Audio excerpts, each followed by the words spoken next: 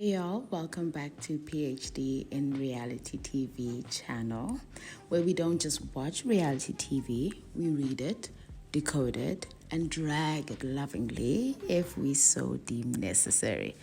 In this week's episode, we're diving behind the scenes, behind the madness of reality TV, and we're looking at South Africa's reality TV star producers. For this episode, I am focusing on Black women, South African producers currently giving us hot reality TV on our South African screens, on your streaming platforms. These women aren't just behind the scenes, right? They're shaping the scenes as well. From the chaos we see in the confessionals to the perfectly timed cutaways, these producers know exactly what they're doing. They know how to stir the pot and keep it simmering back. Mind my French. These women are not just making TV, they're shaping how we see gender, how we see power, the messiness of South African pop culture. So let's break it down. Who are these women? Coming up first, Relebogile Mabotja, the queen of complex emotions and soft power in production. I genuinely enjoy the shows that this woman produces. Relebogile doesn't just craft scenes, she curates emotional temperature. Man, in every show that she touches, there's a rhythm, there's vulnerability, there's tension, and then there's release. It always feels very much intentional, and I genuinely enjoy that. Similar to the work that she's been doing now, presenting the famous Untied on its debut season. Relebogile's style leans deeply into character. She brings out full-body portrayals of women, right? The messy, magnetic, there you go, damn. Layered version of every woman. You know, I think of her as a producer who says, yes, give me the tears and the strategy. You know, she definitely wants that there. Cry in the confessional, but also plot in the next scene. That's the vibe that I got. Or what is your next move? She gives space for women to lead their own narratives. It's not just reacting to men, or falling into tropes like I'm describing with her most recent interviews that we're seeing on Untied, and she has many also available right here on YouTube. So even when the show is chaos, Relebogile makes sure that the audience knows who's in emotional control, right? And that's often the woman in the room. Zinzi Velelo, the wild card, the disruptor, young. To me, they look young. She's a screenwriter turned producer. I don't think she at all plays it safe. She gives millennials and Gen X what they need. Very messy, very messy. When Zinzi's name is in the credits, I definitely know to prepare myself. It's going to be raw, it's going to be political, it's going to be messy, but in the best way possible. I really do feel the job of the producer, especially in the South African context, is to start a conversation. And what I've read is and the background and history of South African media and what it's been used for, particularly post-1994. It's good to be raw. It's good to be political. It's good to start a conversation. And the entertainment factor, well, it is entertainment. It's media. Do not give credit where it is not due. Zinzi is known for her work on Unfollowed, Savage Beauty. She is constantly pushing reality TV and scripted formats to interrogate gender, class, and image, right? What that looks like and how it's being portrayed, representation. Zinzi brings heat. She brings heat. She doesn't flinch from conflict.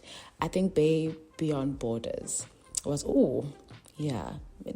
she doesn't flinch from conflict. She frames it. I think that's what it was with Beyond Borders. But what sets her apart, she's not afraid to show women as villains. I've touched on wanting to do a video about the unreliable narratives of South African women that we see on South African media, particularly in reality TV. And then I shied away from it.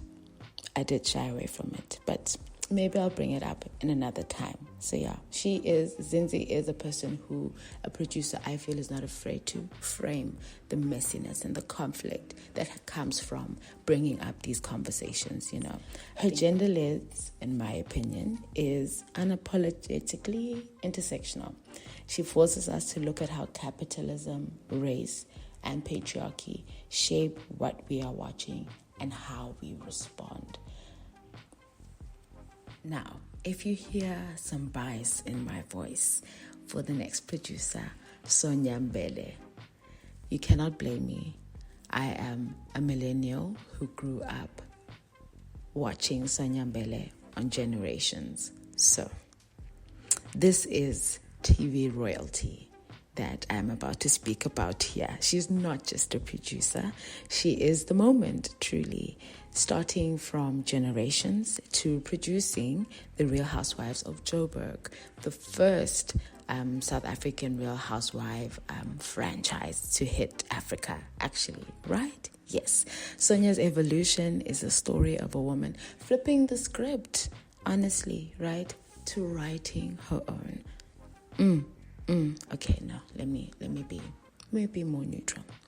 Her producing style is clean, intentional, and is loaded with tension. Sonia knows the structure of the story, and she knows how to weaponize silence. Her facial expressions and her luxury that she just oozes.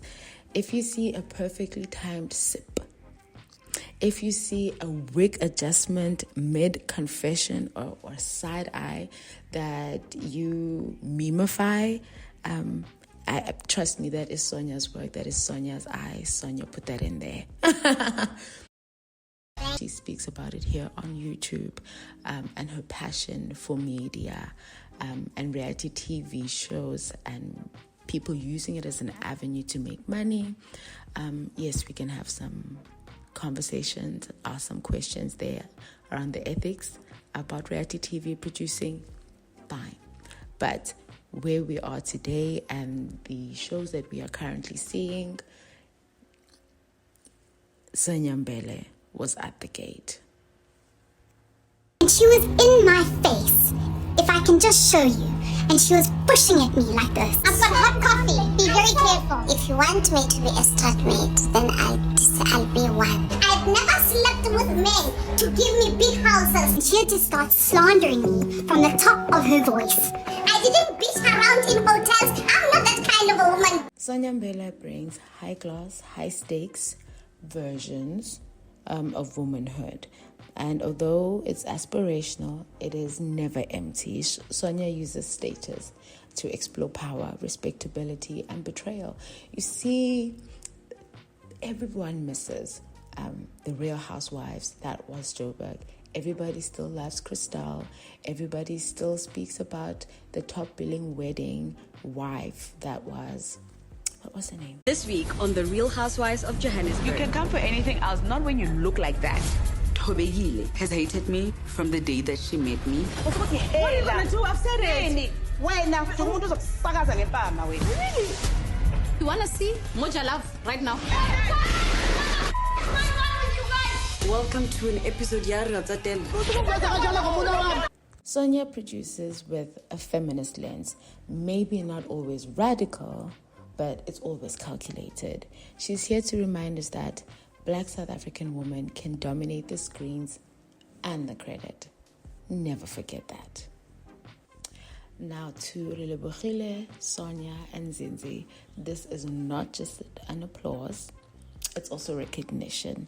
Each of you is shifting the culture, not just behind the scenes, but through the screens, through the fabric of South Africa's storytelling. You're telling real stories about real people, messy, brilliant, flawed, ambitious, and you're doing it with a lens that centers gender, a lens that centers power and Black women without apology.